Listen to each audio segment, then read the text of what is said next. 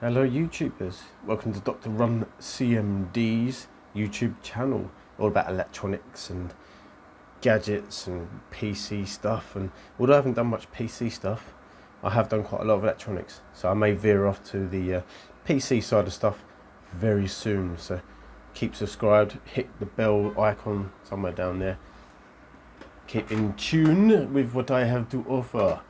Anyway, this was requested from somebody on YouTube, how to actually install the DC drive cable for use with your digital camera, or in my case the M100.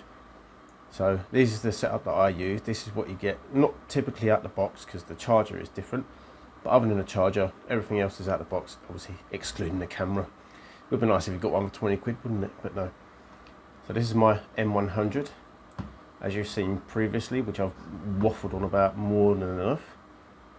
So today I'll just show you guys how we operate using the DC drive cable, which basically uses the mains, or a mains, or a different power adapter as opposed to a battery. So if you're doing a lot of YouTube videos, for example, you don't want to keep changing out your batteries and interrupting your service level of work, if we say. So this is what I primarily use. I've had to use the camera today, so you know, not 60 frames a second, none of that jazz, but hey ho, I'm sure you guys will live. So, first things first, power supply. I mentioned on the power supply, the one that came with was a 2-prong US adapter, which is okay if you're in the US, but I'm not, I'm in the UK. So, I had to use a different adapter anyway, although I did try the universal adapter with that adapter that came with this equipment. It didn't work. The only charger I seem to find that it does work fully with some limitations, which if you look at my videos you'll know what that is the screen, the touch screen functions do not work on specifically the M100. But I use my old Samsung S6 mobile charger.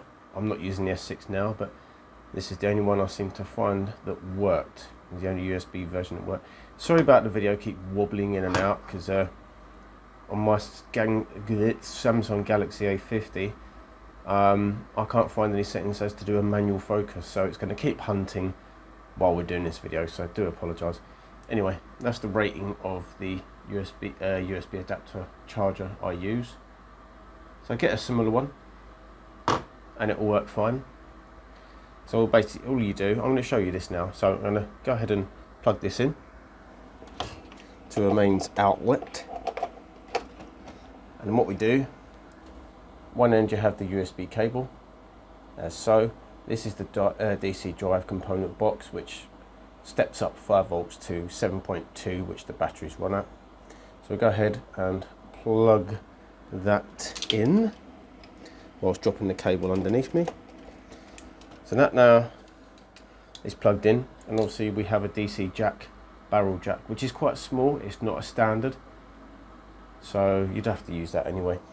And in my modding tutorial, I did chop the cable to see if we could power it via some other power supply, which didn't work. So I'm not going to show you that now anyhow. So you go to your battery compartment on the M100, it's just at the bottom, and this is the box that you get. One hole's got the DC barrel jack socket, the other end has got the 4 pins as the battery does, as a battery does. This is an LP12 style battery. LPE12. So we insert the battery like so, so it clicks in with a little click at the little latch at the side. Close your camera. I actually don't want to close that because you need to plug it in. Use your DC barrel jack that came supplied.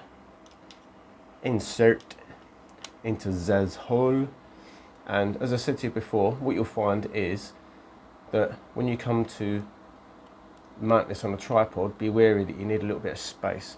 Mine, I was actually able to just jimmy it a little bit so it screws in the attachment, which then goes onto the tripod. So it can work depending on what your setup is, but otherwise if you're laying this on the side or something like that and you're taking videos or whichever, you have to find this different jig that works best for you. But anyway, that's plugged in, and what we'll do, I won't flip the screen up, we'll leave it as it is. So we turn the camera on. As you can see, obviously I haven't got an adapter attached to this camera in particular at the moment, but you can use, as I say, all the functions that you can see that I'll go through now, and you can change whatever you like whilst it's in operation. As I say, what I mentioned before, what it does not do is allow you to muck about with the touchscreen stuff. Oh, that's going to work now, isn't it? Bloody typical. I think if you have the lens on, which obviously draws a bit more power, then this doesn't work very well. But actually, let me tell you what, let me get a lens to install onto. Get my trusty bag of lenses. Yes, I bought quite a few lenses from this for this camera. Let's use the 22mm pancake lens, which is my second most used on this particular camera. So take that off for the lens attachment, line up the white dots, as you can see, click on, take that off.